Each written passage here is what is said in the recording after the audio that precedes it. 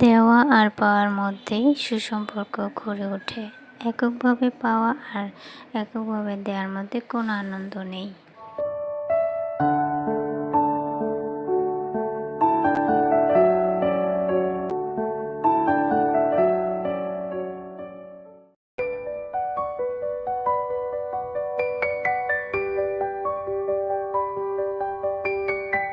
আসসালামু আলাইকুম, আমি সালমা গাজীপুর থেকে বলছি।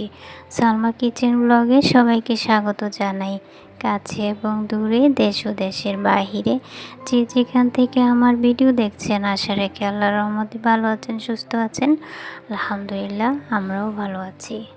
কনকনে ঠান্ডা শীতের সকালের শুভেচ্ছা জানিয়ে শুরু করছি আমার আজকের ভিডিও। আমার ভিডিওর প্রথম ভিডিওটুকু ছিল আগের করা, আর এই ভিডিওর অংশটুকু আমি শর্টেও দিয়েছিলাম, তো সেটা আজকে ভিডিওর শুরুতে অ্যাড করে দিলাম। আপনাদের কাছে কেমন লাগছে অবশ্যই আমাকে জানাবেন। শীতকালটা আমার খুব একটা ভালো লাগে না, কাজ করতে হয়, অনেক কষ্ট হয় ঠান্ডায়। আর যতই কষ্ট হোক, যখন কুয়াশা পড়ে তখন আমার না খুব ভালো লাগে। সকালে নুডলস আর ভাপা পিঠা দিয়ে নাস্তাটা করে নিয়েছিলাম। এরপর দুপুরে রান্নায় চলে আসছিলাম।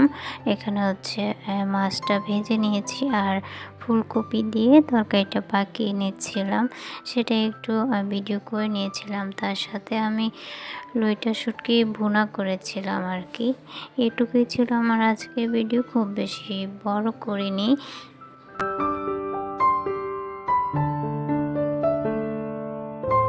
আমার ভিডিওগুলো যেহেতু আগের করা, আর যেদিন এই ভিডিওটা করেছিলাম ওই দিন মন মানসিকতা তেমন একটা ভালো ছিল না।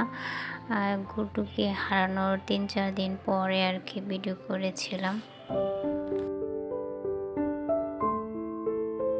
যারা আমার ভিডিও দেখা শুরু করেছেন, লাইক দিতে ভুলে গিয়েছেন, প্লিজ দয়া করে একটি লাইক দিয়ে দিবেন। আপনার একটি লাইক আমার কাছে অনেক মূল্যবান, আমার এই ছোট্ট চ্যানেলটাকে আরও একটু বড় করতে অনেক বেশি সহযোগিতা করবে। আর আপনি যদি নতুন হয়ে থাকেন, আমার ভিডিও আপনার ভালো লেগে থাকে, তাহলে পাশে থেকে যেতে পারেন। আর আমার পরবর্তী ভিডিও দেখতে একদম মিস করবেন না। সুন্দর একটা কমেন্ট করে দিবেন, সেই কমেন্টের পথ ধরে আপনার কাছে পৌঁছে যাব ইনশাল্লাহ 24 ঘন্টা পর। আমার ভিডিওগুলো আপলোড হতে অনেক সময় দেখা যায় বেশ দেরি হয়, তো দেখা যায় 5 ঘন্টাও লেগে যায়। সেজন্য আমি রাত 10টার পরে আপলোড দিয়ে রাখি এবং টাইম সেট করে রাখি যেন ওই সময়টাতে আপলোড হয় আর কি। তো সকাল 9টা বা 8টা বা 10টার দিক দিয়ে টাইম সেট করা থাকে। আর এখানে আমার গুড্ডুমনির জন্য দুধের প্যাকেট নিয়ে আসা হয়েছিল, সে তো না খেয়ে চলে গিয়েছে, আর প্যাকেটগুলো রয়ে গিয়েছে আর কি। আর প্রতি শনিবার আমার এলাকায় বিদ্যুৎ থাকে না 8টা থেকে বিকাল 5টা পর্যন্ত।